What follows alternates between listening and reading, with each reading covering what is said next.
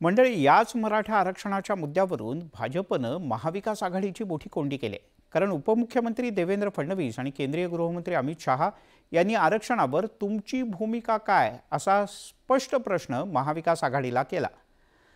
मराठा समाजाला भाजपनंच आरक्षण दिलं असंही गृहमंत्री अमित शहा यांनी ठासून सांगितलं।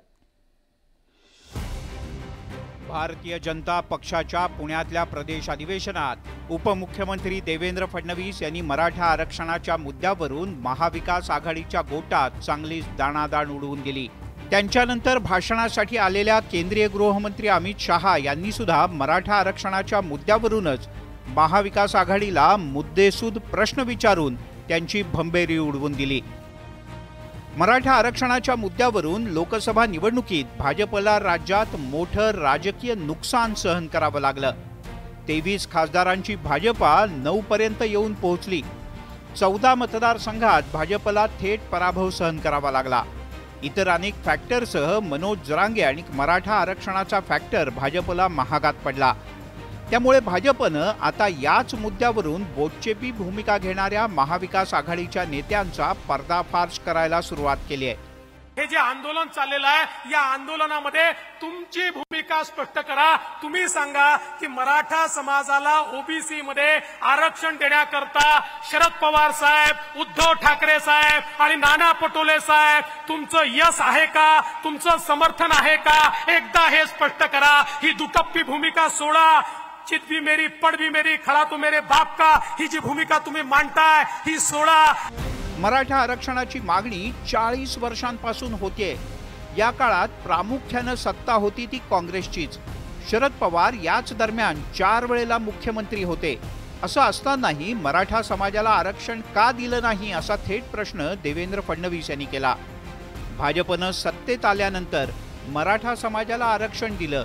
कोर्टात टिकलेलं आरक्षण महाविकास आघाडीला सुप्रीम कोर्टात टिकवता आलं नाही याचा पुनरुच्चार देवेंद्र फडणवीस यांनी केला। 1982 सालापासून 2014 साली आपलं सरकार येतपर्यंत इतकी सरकार आली, त्यातली जास्तीत जास्त सरकार एक सोडलं तर काँग्रेसची होती किंवा आताच्या शरद पवार साहेबांची सरकार होती। 4 वेळा पवार साहेब स्वतः मुख्यमंत्री होते। का मराठा आरक्षण दिलं नाही? 82 सालापासून का मराठा आरक्षण दिलं नाही, माझा सवाल आहे। फडणवीस यांनी हल्ला चढवल्यानंतर केंद्रीय गृहमंत्री अमित शहा मैदानात उतरले। अमित शहा यांनी मराठा आरक्षणाच्या मुद्द्यावरून भाषणात असे मुद्दे मांडले की आघाडीच्या नेत्यांची बोलतीच बंद झाली। जब जब महाराष्ट्र में भाजपा सरकार आती है, मराठा को रिजर्वेशन प्राप्त होता है। मेरी बात ध्यान से सुनना, बाद में ताली लगाना। जब जब महाराष्ट्र में भाजपा सरकार आती है, मराठा रिजर्वेशन प्राप्त होता है, और जब जब शरद पवार की सरकार आती है, मराठा रिजर्वेशन गायब हो जाता है। मराठा आरक्षणाचा मुद्दा लोकसभा निवडणुकीत आघाडीच्या पथ्यावर पडला। मराठा फॅक्टरमुळे महाविकास आघाडीला तब्बल 30 मतदारसंघात विजय मिळवता आला। मात्र भाजपनं आघाडीला आता प्रश्न विचारलाय। ओबीसी आरक्षणातून मराठा आरक्षण देण्यावर तुमची भूमिका काय असा थेट प्रश्न देवेंद्र फडणवीस यांनी केल्यानं महाविकास आघाडीच्या नेत्यांनी काय उत्तर दिलं ते पाहूयात। काँग्रेसनी आणि राहुल गांधीजींनी स्पष्टपणे सांगितलेलं आहे की 50% मर्यादा काढा। पण ती मर्यादा तुम्ही का काढत नाही? आताही संधी गेलेली नाही। उद्यापासून संसदेचं अधिवेशन आहे। अमित शहाजी इथून मोठ्या मोठ्या गप्पा करून गेले। तुम्ही 50% मर्यादा काढा, हा प्रश्न सुटेल। आता राहिला प्रश्न, आपण आम्हाला प्रश्न विचारले आहे, उत्तरं तुम्हाला द्यायची आहे। डबल इंजिनचं सरकार आपलं आहे।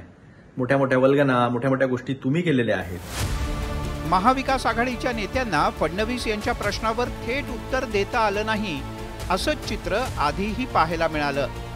10 जुलै रोजी मराठा आणि ओबीसी आरक्षणाच्या मुद्द्यावरून दोन्ही सभागृहात सत्ताधारी आणि विरोधक भिडले होते। या वादातून मार्ग काढण्यासाठी मुख्यमंत्री एकनाथ शिंदे यांनी सर्वपक्षीय बैठकीचं आयोजन सह्याद्री अतिथीगृहावर केलं होतं।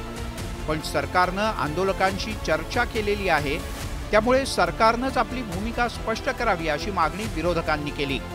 याच मुद्द्यावरून विरोधकांनी त्या बैठकीवर बहिष्कारही घातला। मराठ्यांना ओबीसीतून आरक्षण देण्यासाठी सरकारनं बैठक आयोजित केली आणि त्या बैठकीला महाविकास आघाडीनं ओबीसीतून आरक्षण द्या असं म्हणायला हवं होतं, मात्र आघाडीचे नेते लपून बसले. त्यांना मराठ्यांचं मतदान घेताना गोड वाटत होतं अशी टीका जरांगे पाटील यांनी केली होती. विरोधी पक्षनेते विजय वडेट्टीवार यांनी सरकारनं आधी आम्हाला विचारलं नाही आणि आता बोलावलं असं म्हणत सरकारवर टीकेचे आसूड ओढले. तर शरद पवार यांनीही बैठकीच्या विषयावर थेट प्रतिक्रिया देणं टाळलं होतं. पण आता जरांगे पाटील यांच्या उपोषणामुळे पुन्हा एकदा समीकरणं बदलतायत.